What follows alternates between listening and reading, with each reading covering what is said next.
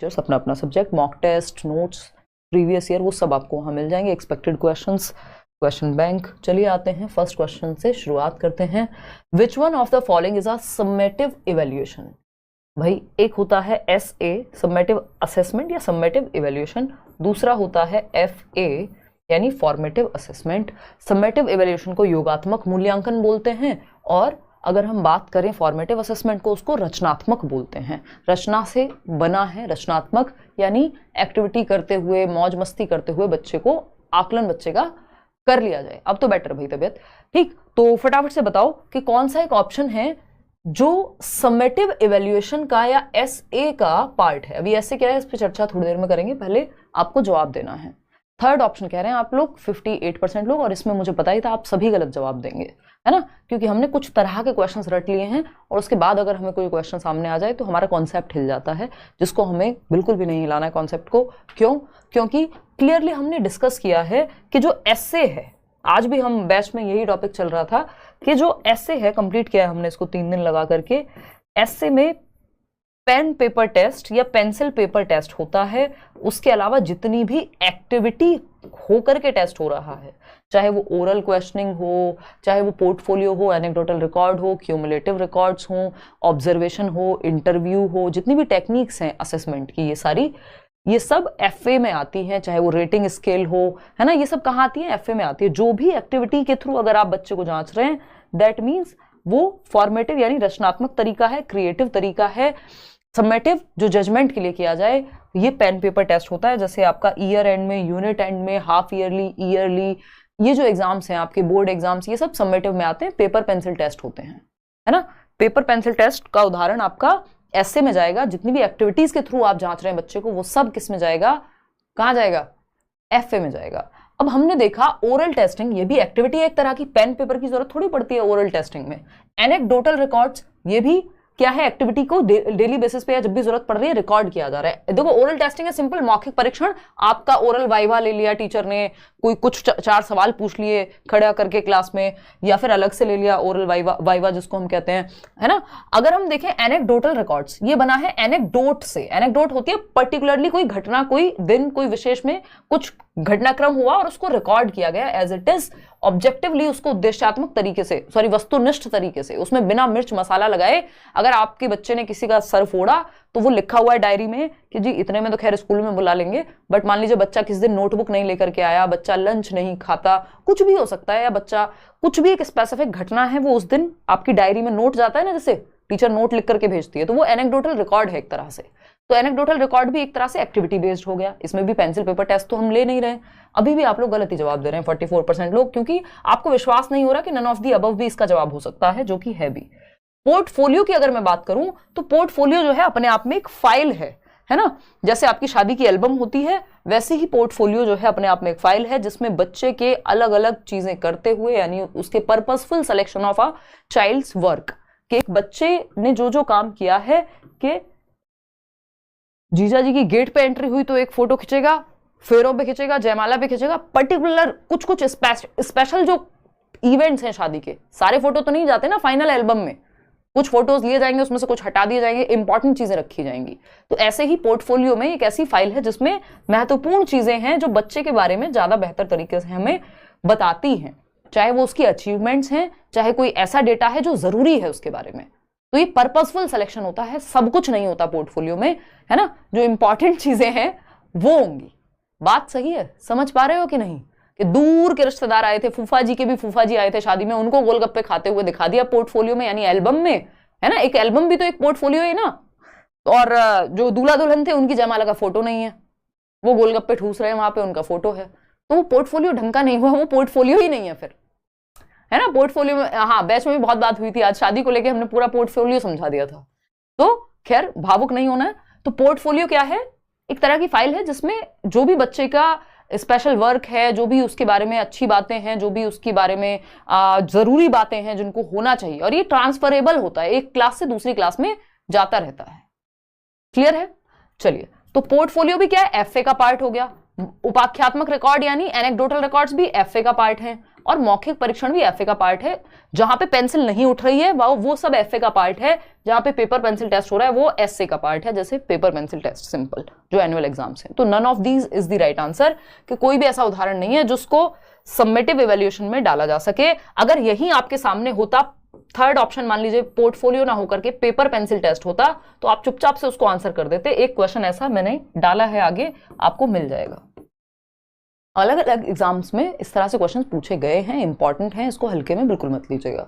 तो सिंपल तरीका है, और सीटेट में भी कई बार आ चुका है। जब आपको समझना होगा कि कौन सा एसए का पार्ट है, कौन सा एफए का, तो एफए सिंपल है, जहां पे आपको बच्चे को क्या करना पड़ेगा, बच्चे को एक्टिविटी या किसी ना किसी एक्टिविटी बेस्ड चीज होगी। अब थोड़ा सा समझ लेते हैं एसए और एफए को। अगर मैं कहूं एसए की बात करूं, जिसको हम समेटिव, इतनी क्या जल्दी है, जिसको हम समेटिव असेसमेंट कहते हैं, और एफए बोले तो फॉर्मेटिव यानी रचनात्मक आकलन, और एसए क्या है, योगात्मक मूल्यांकन। 60% इसकी वेटेज हुआ करती थी, अभी धीरे धीरे कम हो रही है, टर्म टेस्ट आ गए अब तो इसके जगह पर।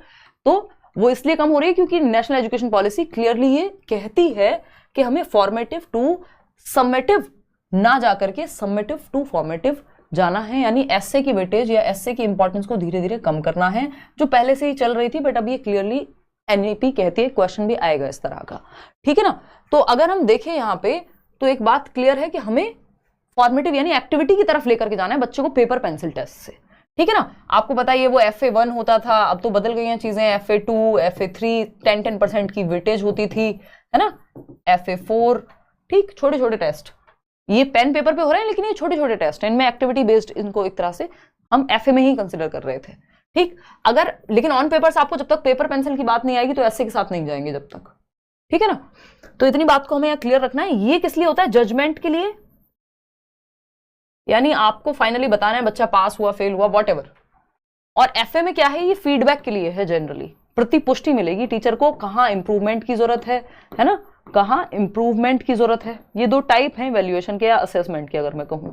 और कहाँ ये कब होगा, during the teaching learning process, जब सीखने सिखाने की प्रक्रिया साल भर चल रही है, उसी दौरान आप ओरल टेस्ट भी ले रहे हैं, पोर्टफोलियो भी बना रहे हैं, बाकी एक्टिविटीज भी हो रही हैं, क्विज भी ले रहे हैं, ठीक।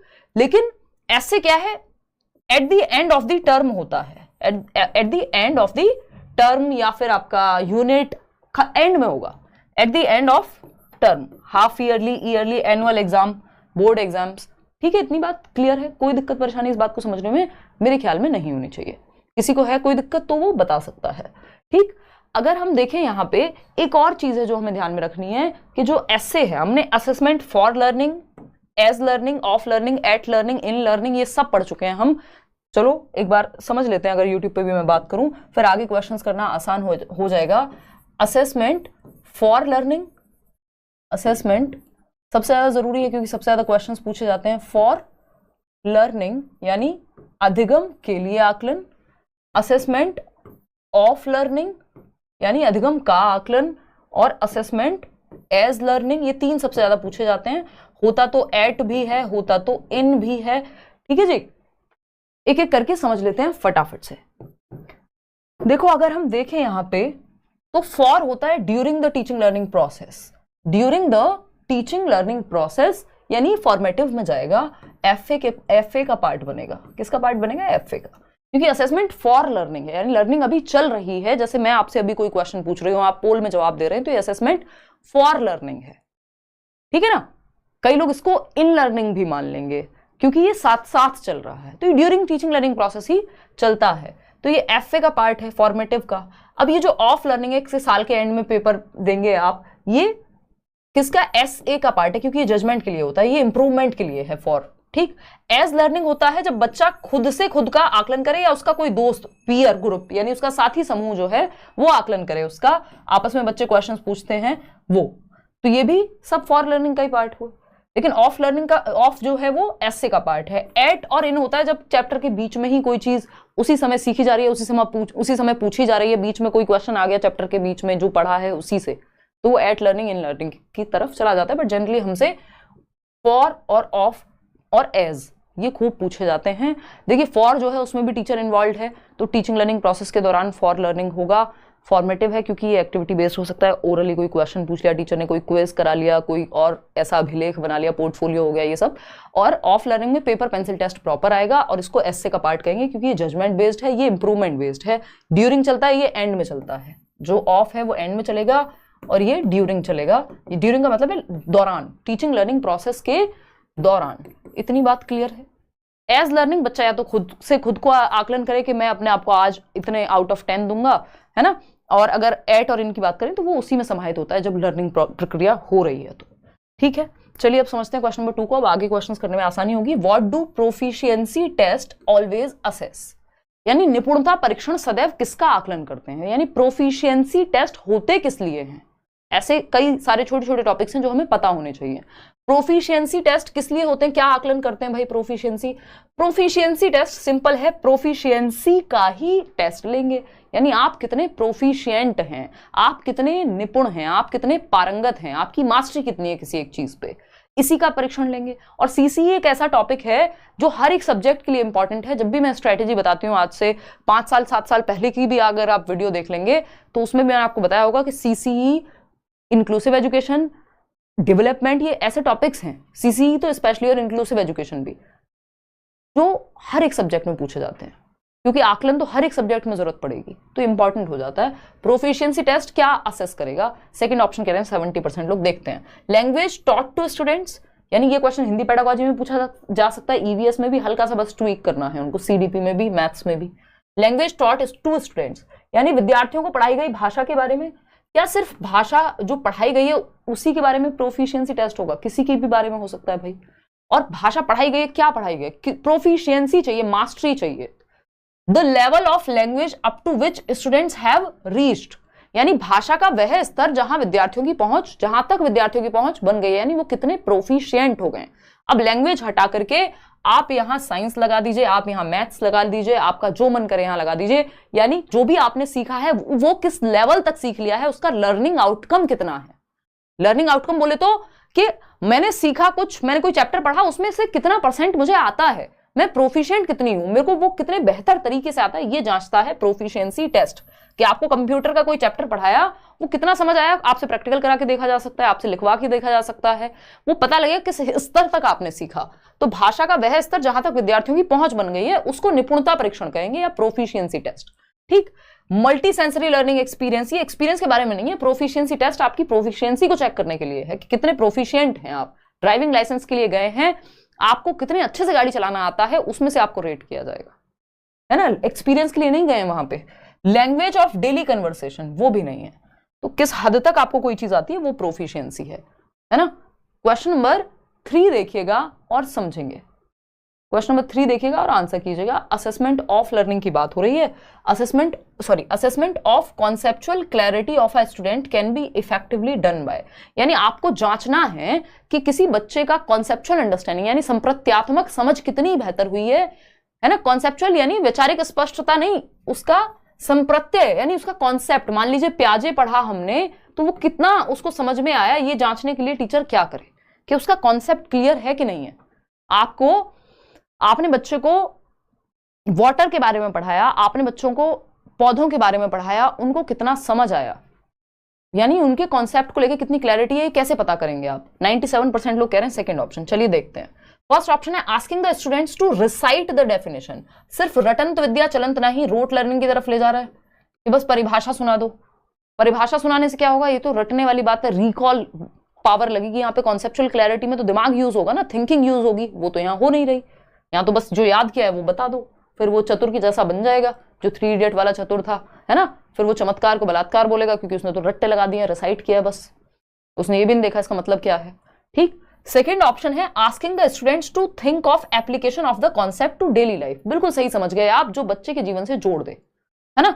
छात्र को दैनिक जीवन में अवधारणा के अनुप्रयोग के बारे में सोचने के लिए कहना कि भाई ये जो कॉन्सेप्ट आपने पढ़ा है इसको रियल लाइफ में कैसे अप्लाई करोगे। जब हम बच्चे का डेवलपमेंट पढ़ रहे हैं तो हम ये कहें कि हमारे आसपास कोई बच्चा है, उसकी एक्टिविटी देख के आपको समझ में आ जाए कि ये इस उम्र का बच्चा होगा। उसकी शक्ल देख के भी कई बार समझ आ जाएगा जब आपने अच्छे से पढ़ा होगा, और आपको पता लग जाएगा कि वो 2 शब्द जोड़ के बोल पा रहा है, यानी वो 2 साल के आसपास होगा, है ना।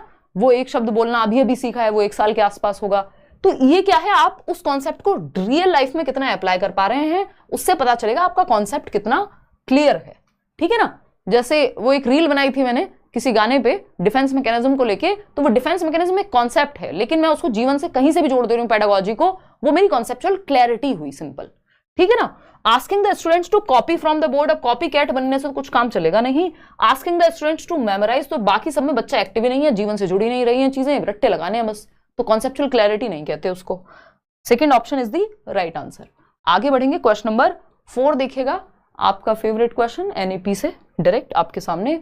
The purpose of assessment according to national education policy 2020, राष्ट्रीय शिक्षा नीति 2020 के अनुसार मूल्यांकन के उद्देश्य क्या है, क्यों हम आकलन कर रहे हैं, क्यों हम टेस्ट ले रहे हैं, क्यों हम पता लगा रहे हैं बच्चे को, क्या जरूरत पड़ी इस सिस्टम की, सीबीएसई जब सीसीई को लेकर के आया कि कॉन्टिन्यूअस एंड कॉम्प्रिहेंसिव होना चाहिए इवैल्यूएशन, यानी लगातार चले और हर एक पक्ष को जांचे, होलिस्टिक हो। एनईपी भी यही कह रही है। तो एनईपी की अगर हम बात माने तो उद्देश्य क्या है आकलन के या मूल्यांकन के? फर्स्ट ऑप्शन है to generate stress and induce fear amongst students to ensure learning levels, बच्चों में डर का माहौल पैदा कर दो, है ना। दूर दूर तक जब कोई गब्बर की आवाज सुने, नाम सुने, तो बच्चा चुपचाप से सो जाए, माँ कह रही है क्योंकि गब्बर आ जाएगा। आई मीन जैसे ही टेस्ट का नाम हो, पेपर का नाम हो, लोगों की नींदें उड़ जाती हैं। मैंने अच्छे खासे 30-32 साल के लोगों को भी देखा है जिन्हें आज तक सपने आते हैं एग्जाम के कि उनका कोई सुबह एग्जाम छूट रहा है, और ये वो लोग हैं जो टॉपर रहे हैं, है ना। फेलियर या एवरेज स्टूडेंट्स तो बेचारे, मतलब ये हमने समाज में बनाया हुआ ना कि जो फेल हुए हैं या फिर जो एवरेज रहे हैं वो तो फिर क्या ही कहें, है ना। तो इसका मतलब क्या है, हमारे अंदर फियर इंड्यूस्ड है एग्जाम को लेकर के। तो जीने मत दो बच्चे को, सीखने के स्तर को सुनिश्चित करने के लिए छात्रों में तनाव पैदा कर दो, हाय रे पेपर, है ना, दुनिया खत्म हो जाएगी पेपर नहीं हुआ तो ये एकदम खराब तरीका है। नेशनल एजुकेशन पॉलिसी ऐसा नहीं कहेगी कि बच्चे में डर पैदा करो। ठीक। To revise teaching learning process, भाई अगर सीखने सिखाने की प्रक्रिया में, शिक्षण अधिगम की प्रक्रिया में कुछ संशोधन की, कुछ चेंज की, कुछ बदलाव की जरूरत है तो वो करो, बिल्कुल नेशनल एजुकेशन पॉलिसी बच्चे के भले में बात करेगी। ठीक है ना, भले के बारे में। थर्ड ऑप्शन है to optimise learning and development, बच्चे की सीखना और विकास दोनों अनुकूलित, मतलब सुसाधित हो सके, बेहतर बन सके। हाँ भाई, बच्चे के फेवर में जो ऑप्शन है वो तो बिल्कुल नेशनल एजुकेशन पॉलिसी कहेगी, कोई भी शिक्षा नीति हो। फिर है to support students inside and outside the classroom, यानी बच्चे को आपको सपोर्ट करना है, जरूरत पड़े उसके पेरेंट्स से मिलिए। पेरेंट टीचर मीटिंग भी इसीलिए होती है कि वो जो बाहर का जीवन है, जो वो उसकी रियल लाइफ है, जो वो जी रहा है आफ्टर स्कूल, वो कैसा है, तो वो कनेक्ट कर पाए, उसके पूरा बैकग्राउंड आपको आइडिया हो। तो ये सब क्या है, और उसके जीवन से भी जोड़ रहे हैं आप जो क्लासरूम में पढ़ रहा है वो। तो ये तीनों बातें सही हैं, लेकिन ये गब्बर का खौफ नहीं भरना है। तो जहां फर्स्ट है वो तो हटा ही दो, फर्स्ट तो ठीक है ही नहीं, तो सिर्फ फोर्थ ही ऑप्शन बचता है यहाँ पे। अगर आप सिर्फ फर्स्ट भी हटा देते तो आपको समझ आ जाता कोई और जवाब बन ही नहीं सकता। फोर्थ आंसर है, 88% लोग सही जवाब दे रहे हैं। क्वेश्चन नंबर 5 देखिएगा, dynamic assessment helps to understand, यानी डायनेमिक असेसमेंट, डायनेमिक मतलब जो लगातार चले, जो रेगुलर हो, जो समय समय पे देखता रहे, जो आकलन कि बच्चे में क्या परिवर्तन हो रहे हैं, कैसे सीख रहा है। तो गतिशील मूल्यांकन समझने में मदद करता है। क्या गतिशील का मतलब है जो कॉन्टिन्यूटी में है, जो परिवर्तनशील है, जो चेंज हो रहा है समय के हिसाब से। डायनेमिक उसी को तो कहते हैं हम, है ना। हम कहते हैं ये व्यक्ति बड़ा डायनेमिक है यार, कैसे समय के साथ चेंज होता है, अपडेट करता है खुद को, अलग अलग पहलुओं में परिवर्तन हो पा रहा है। तो dynamic assessment helps to understand what, यानी जो चेंजेबल है, जिसमें प्रोग्रेस हो रही है, वो असेसमेंट जो प्रोग्रेस को मेजर कर पाए, क्योंकि वो समय के साथ बदलाव चाहता है या देख रहा है। कौन सा ऑप्शन होगा? The intelligence quotient of a child, IQ तो फिक्स होता है, और आईक्यू का हम यहाँ पे आकलन में कोई सच बात, आईक्यू को बहुत महत्व नहीं देते हम, गार्डनर नहीं देते क्योंकि महत्व। ठीक। Relative rank of the student, बच्चे को रैंक करना, लेबल करना, उस पर ठप्पा लगाना, फेलियर का, फर्स्ट आने का, तोप का, स्टार का, ये सब बेकार बातें हैं। आपको लेबलिंग से बचना है, बच्चे को सेग्रीगेट करने से बचना है, उसको रैंक लगाने से बचना है उस पर। ठीक है ना। कंपैरिजन टू हर पीयर्स, बच्चे को कंपेयर करो उसके पीयर्स के साथ, तो ये कहना गलत होगा, है ना। अभी जैसे किसी ने टॉप किया, अभी छत्तीसगढ़ का रिजल्ट आया, ठीक, उससे पहले यूपी बोर्ड का रिजल्ट आया, तो हम ये नहीं कहेंगे ना इसने टॉप किया, किसी एक बच्चे ने मान लीजिए, या प्राची निगम की भी अगर हम बात करें, तो हम ये नहीं कहेंगे ना बाकी जितने भी बच्चे हैं वो सब बेकार हैं, वो किसी और एस्पेक्ट में बेहतर हो सकते हैं, है ना। तो मतलब हम यहाँ पे, हालांकि ये सिस्टम ही वैसा है कि रैंक पे फोकस रहता है, बट वो होनी नहीं चाहिए रैंकिंग उस तरह से। क्योंकि इन कंपैरिजन टू अदर्स मत कीजिए। The specific learning needs of a child, बच्चे की जो नीड्स हैं, जो विशिष्ट आवश्यकताएं हैं, अगर उसको किसी एरिया में वो पीछे रह जाता है या बहुत स्ट्रांग है, जो उसकी स्ट्रेंथ और वीकनेस है वो निकल करके आए, उसकी सीखने की आवश्यकताएं बाहर निकल के आए, वो हम देख पाए। डायनेमिक असेसमेंट से ही हो पाएगा, क्योंकि हम चेंजेबल है, ये लगातार चलने वाला असेसमेंट है, कॉन्टिन्यूअसली चल रहा है, ऑनगोइंग प्रोसेस है बेसिकली। तो ऑनगोइंग है तो बच्चों को कहाँ कब किस एरिया में जरूरत होगी, स्पेसिफिक लर्निंग नीड क्या होगी उसकी, कहाँ हेल्प की जरूरत है, कहाँ एक्स्ट्रा क्लास की जरूरत है, ये समझ में आ जाएगा हमें जब हम डायनेमिक असेसमेंट कर रहे होंगे। If child is fit to study in a regular school और नॉट, नहीं सर हर बच्चा रेगुलर स्कूल में पढ़ सकता है, उसकी कोई बात ही नहीं है।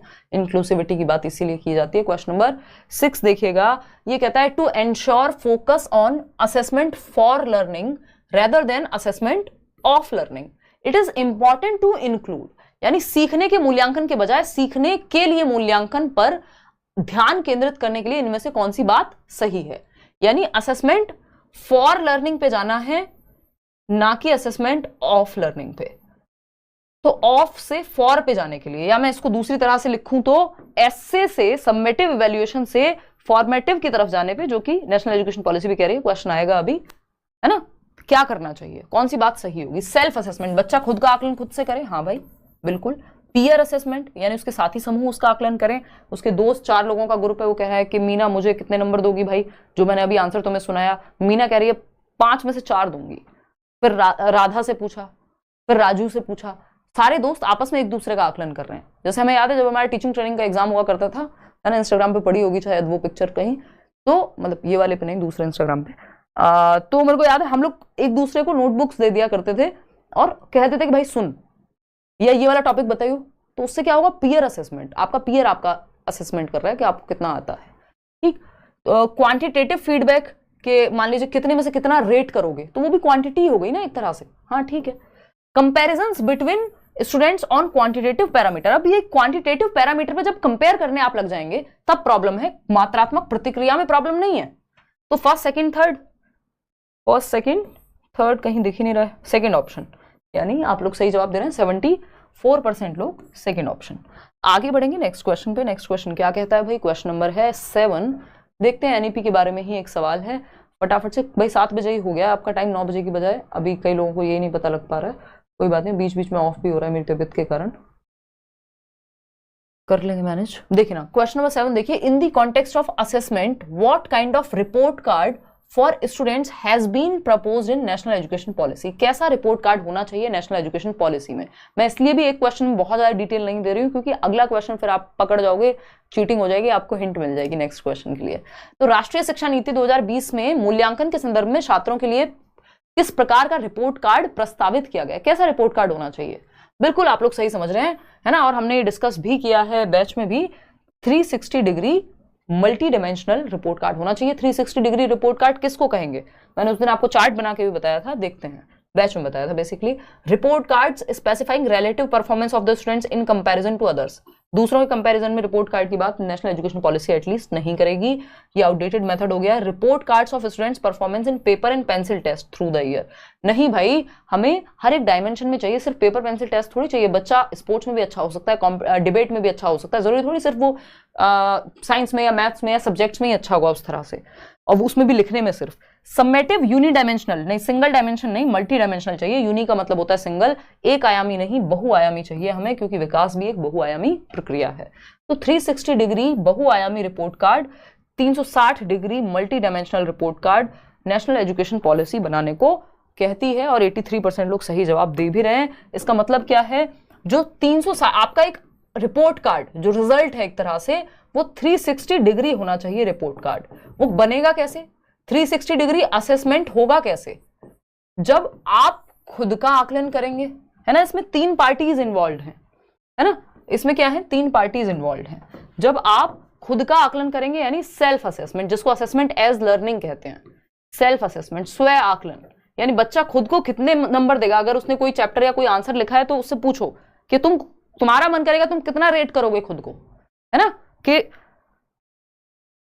कितना तुम्हें लगता है कि तुम फिटनेस की बात कर लेते हैं कि आप फिट हैं, तो आप आउट ऑफ 10 कितना रेट करेंगे खुद को फिटनेस में। तो आप कहेंगे यार, मैं कहूंगी यार 7 या 6, ध्यान नहीं देती हूँ, रूटीन खराब है, ये है वो है। कोई और कहेगा जो फिट है, जिम जाता है डेली या ध्यान रखता है अपना, वो कहेगा यार मैं तो 9 on 10 हूँ, है ना, बस हल्के से चेंज की जरूरत है। तो बच्चे को कहा जाए कि अच्छा तुम्हें रीडिंग में पढ़ते कितना अच्छा हो, आउट ऑफ 5 बताओ, तो कहेगा 3 out of 5। तो खुद का आकलन कर रहा है खुद से।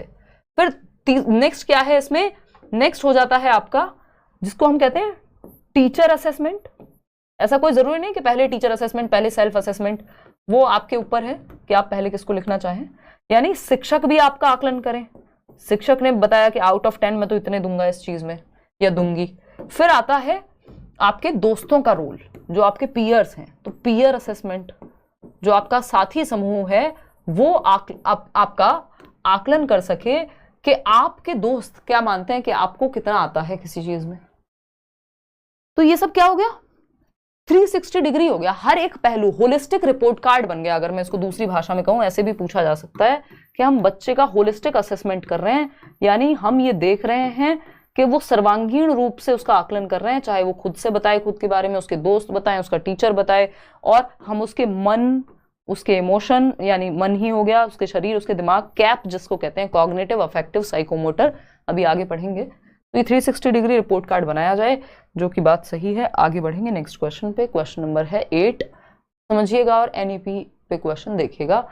क्या कहता है, which of the following statement regarding proposals made by NEP यानी national education policy is not correct. ध्यान से पढ़िएगा, नॉट करेक्ट लिखा हुआ है, तो नॉट वाले क्वेश्चन को थोड़ा सा ध्यान ज्यादा रखना होता है ना।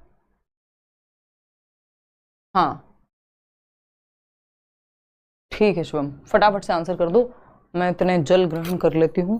होलिस्टिक मतलब सर्वांगीण विकास, बच्चे के कॉग्निशन का भी, यानी जो फिजिकल जो डेवलपमेंट है, शरीर भी, दिमाग भी यानी कॉग्निटिव भी, अफेक्टिव यानी इमोशनल डेवलपमेंट भी।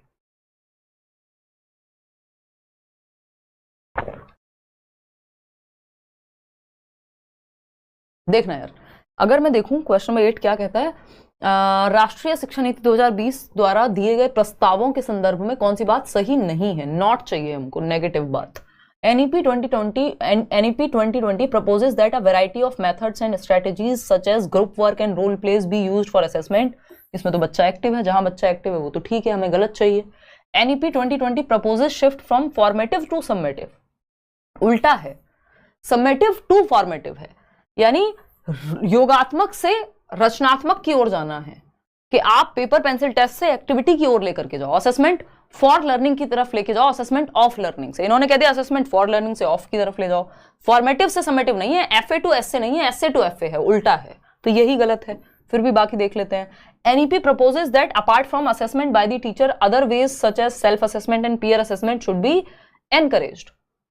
यानी सिर्फ टीचर ही आकलन ना करे बच्चे का, उसके साथ ही और वो खुद भी करे, तो ये बात तो सही है और हमें तो गलत चाहिए। NEP 2020 proposes that report card of the student should include progress in the cognitive, affective and psychomotor domain। जो BS ब्लूम टेक्सोनॉमी है, ब्लूम का लर्निंग का वर्गीकरण।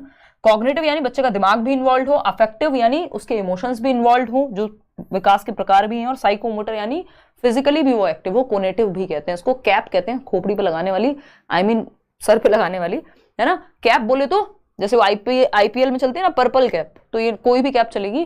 कैप मतलब C for cognitive, A for affective और P फॉर साइकोमोटर, तो ये भी एकदम सही है। होलिस्टिक जब ही तो बनेगा जब सारे पहलू विकास के आप जोड़ लेंगे, ठीक है ना। लेकिन ये गलत है कि फॉर्मेटिव टू सबमेटिव, क्योंकि सबमेटिव टू फॉर्मेटिव है, तो जो गलत है वही सही है, क्योंकि पूछा ही गलत है। क्वेश्चन नंबर 9 देखना एक बार और जवाब दीजिएगा। देखना क्वेश्चन नंबर 9 कहता है, should terms like slow learner, brilliant, average be use to describe students in the classroom. यानी क्या ऐसे शब्दों का इस्तेमाल किया जाना चाहिए कि ये बच्चा स्लो लर्नर है, ये तो धीमे सीखता है, ये एवरेज बच्चा है, ये ब्रिलियंट बच्चा है, जैसा मैंने अभी आपको थोड़ी देर पहले कहा था कि जैसे समाज देखता है कि ये फेलियर है, ये एवरेज है ना, जो टॉपर है उसकी भी हालत ये है, उसको भी डर लग रहा है, सपने आ रहे हैं उसको एग्जाम के, ठीक है ना।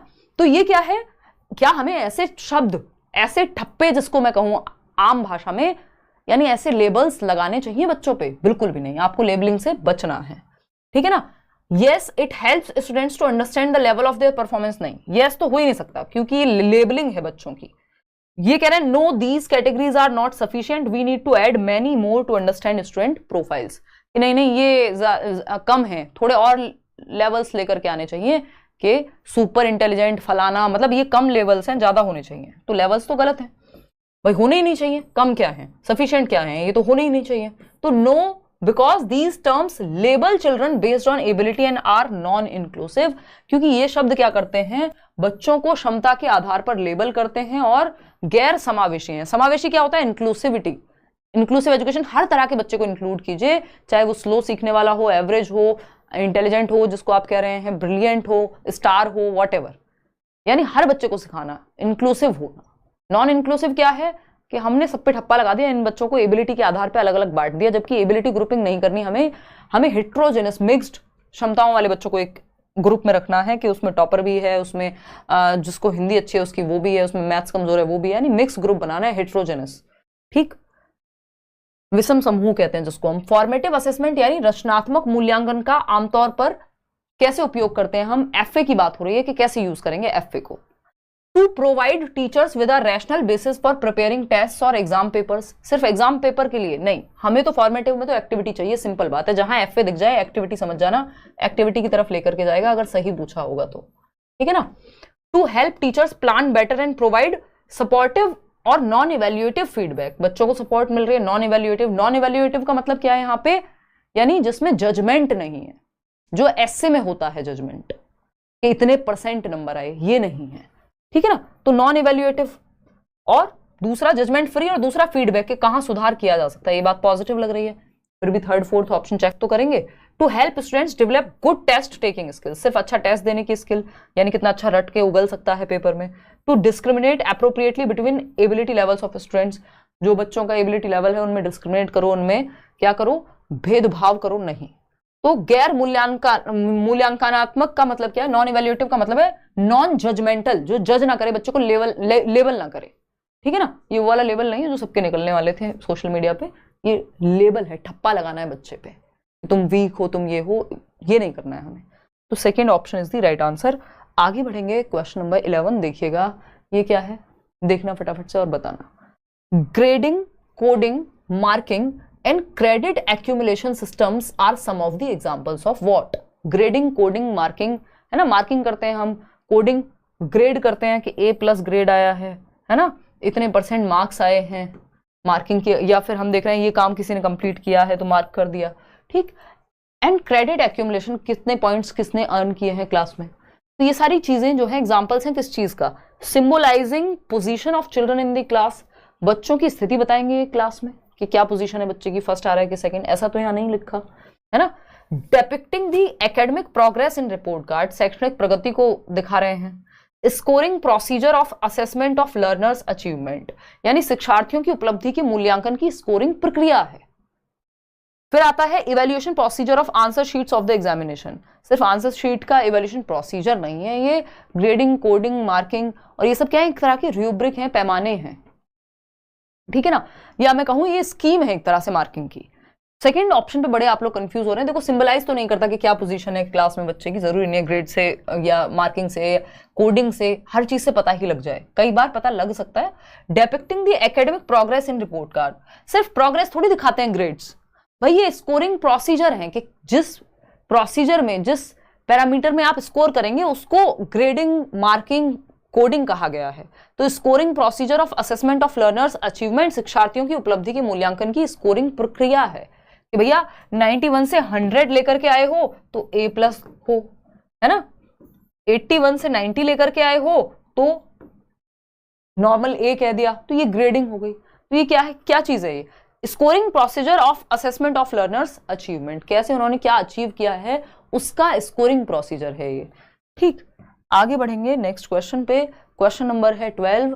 Assessment of learners achievement helps the teachers to, जो असेसमेंट ऑफ लर्नर्स अचीवमेंट, बच्चों ने क्या अचीव किया उसका आकलन, असेसमेंट ऑफ लर्निंग हो गया एक तरह से, शिक्षार्थियों की उपलब्धि का आकलन शिक्षकों को कैसे मदद करता है ये पूछा है हमसे।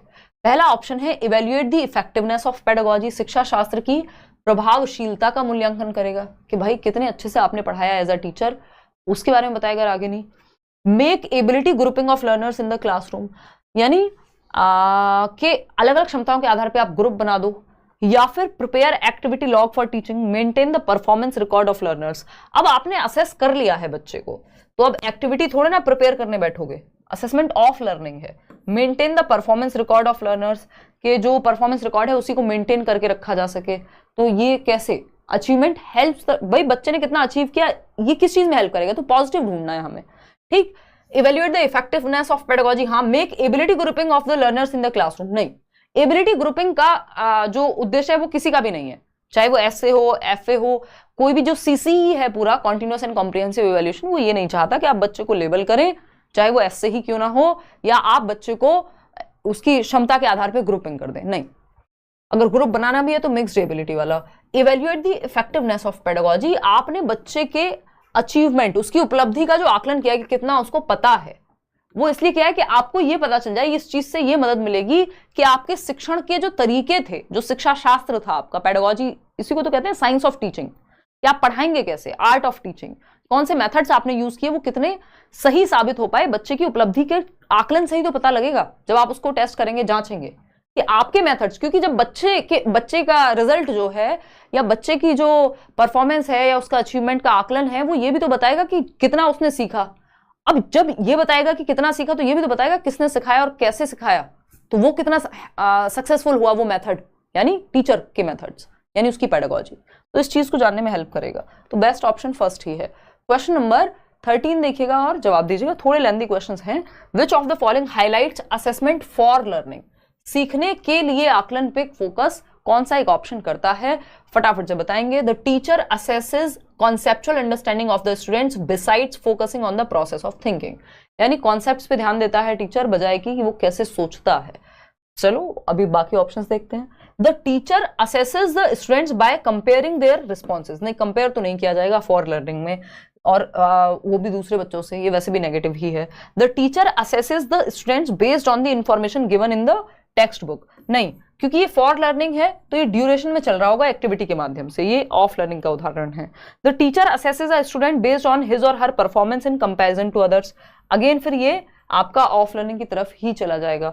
तो एक ही ऑप्शन बचता है यहाँ कि द टीचर असेसेस, नहीं नहीं नहीं नहीं, एक सेकेंड, हाँ यही बचता है। The teacher assesses conceptual understanding of the students besides focusing on the processes of thinking, यानी शिक्षक सोचने की प्रक्रियाओं पर ध्यान केंद्रित करने के अलावा छात्रों की वैचारिक समझ का भी आकलन करता है, यानी ये भी करेंगे कि कैसे वो, बिसाइड्स का मतलब है साथ साथ, तो कैसे सोचता है बच्चा, मैंने पहले गलत पढ़ लिया था, कैसे सोचता है बच्चा, ये भी टीचर निर्धारित मतलब देखेगा, जांचेगा फॉर लर्निंग में, और बच्चे को कॉन्सेप्ट्स कितने क्लियर है ये भी जांचेगा।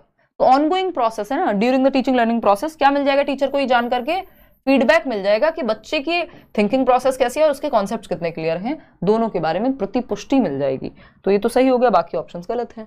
फॉर लर्निंग है, एफए का पार्ट है। क्वेश्चन नंबर 14 देखिएगा और जवाब दीजिएगा। क्या कहता है भाई ये सवाल, ये कहता है which of the following statements about assessment are correct, सही पूछे हैं हमसे। पहला ऑप्शन है assessment should help students see their strengths and gaps and help the teacher fine tune her teaching accordingly, बच्चों को अपनी कमियों का, अपनी ताकतों का, अपनी स्ट्रेंथ और वीकनेस का पता लगे, जिससे वो फाइन ट्यून कर सकें, अपनी टीचिंग में परिवर्तन कर सकें, टीचर्स को भी पता लगे ये चीज और बच्चों को भी। तो ये तो ट्रू है, ये बात तो सही है। बी ऑप्शन है assessment is meaningful only if comparative evaluation of students are made, बच्चों को कंपेयर कराओ, ये शर्मा जी का बेटा वर्मा जी के बेटे से अच्छा है, फलाना है, ये एकदम गलत तरीका है। Assessment should assess not only memory but also understanding and application, सिर्फ रट्टा मत लगवाओ, बच्चे की अंडरस्टैंडिंग को भी जांचो, ये बात भी सही है। Assessment can not be purposeful if it does not induce fear and anxiety, यानी जब तक गब्बर का डर नहीं होगा, यानी पेपर, गब्बर मतलब पेपर, तो पेपर का डर, एंजाइटी, स्ट्रेस उसमें इंड्यूस कर दो, भर दो बच्चे में, तब तक सक्सेसफुल नहीं होगा पेपर, नहीं भाई, है ना। पेपर क्या होनी चाहिए, सेलिब्रेट होना चाहिए।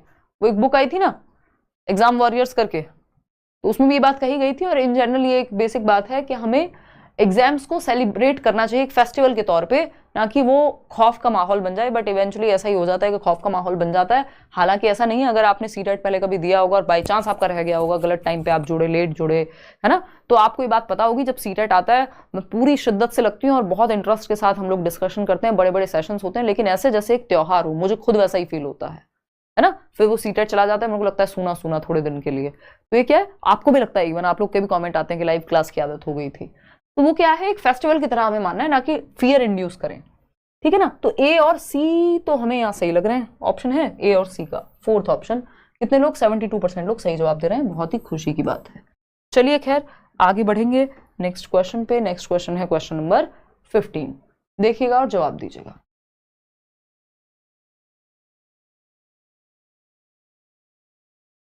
कोई कह रहा है बाप से बड़ा गब्बर कोई नहीं है, पिताजी का खौफ, हाँ क्या कर सकते हैं।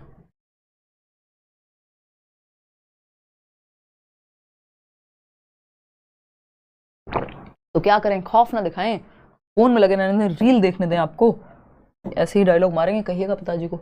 What is the main goal of assessment for learning, सीखने के लिए आकलन, यानी एफ पे फीडबैक के लिए, ड्यूरिंग द प्रोसेस, है ना, ड्यूरिंग टीचिंग लर्निंग प्रोसेस, क्या मूल्यांकन का लक्ष्य है। टू प्रोवाइड फीडबैक, हाँ भाई बिल्कुल लिखा हुआ है। To students that can be use to improve कर पाएंगे उनकी लर्निंग को, बिल्कुल सही बात है। फॉर लर्निंग का मतलब ही है, जैसे आप अभी पोल में जवाब दे रहे हैं, अगर सही नहीं भी दिया तब भी मैं क्या करूंगी, फीडबैक मिलेगा आपको, एक तो कि आप कहाँ गलती कर रहे हैं, दूसरा मैं उस कॉन्सेप्ट को क्लियर करूंगी, तो क्या होगा, इंप्रूवमेंट भी होगा, फीडबैक भी मिल गया आपको। तो इसीलिए टीचिंग लर्निंग प्रोसेस के दौरान चल रहा होता है। जब फाइनल एग्जाम हो गया उसमें कोई परिवर्तन नहीं हो सकता, वो सबमेटिव है, वो ऑफ लर्निंग है।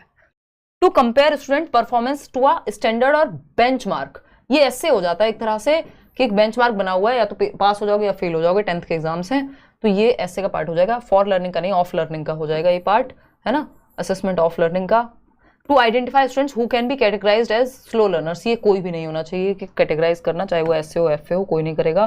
To evaluate students performance and assign grades, ये भी एक बार को ऐसे का ही पार्ट हो जाएगा क्योंकि ग्रेडिंग हो रही है, लेकिन जो फर्स्ट ऑप्शन है वो ही एफ का पार्ट है, जहां फीडबैक मिल रहा है